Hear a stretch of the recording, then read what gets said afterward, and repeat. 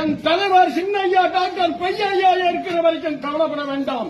அவருக்காகவா சொத்து கேட்கிறாரு?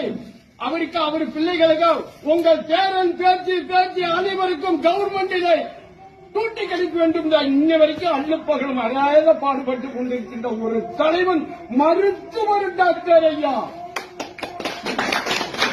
ஏன் நிக்க மாட்டீங்க? இன்னைக்கு இந்த கூட்டத்திற்கு வந்து இன உணர்வு, இன ஒரு சமுதாயம். டாக்டர் ஐயா பல்லாண்டு வாழ்க்கை 300 வயசு வரைக்கும் என் தெய்வம் இருக்கணும். நமக்கு இன்னைக்கு கைதகுடி சட்டமன்றத்தில் கிடையாது. தேர்தல் பீல்டில் அடிச்சாங்க கொண்டாங்க. 21 மணி நேரத்தில் கேட்கலன்னா ஐயா அடிச்சுட்டாங்க ஒரு டிஎஸ்பி. அப்பயும் அந்த போராட்டம் என் பாசமிக்க என் போர்படை தலைவர் டாக்டர் ஐயா.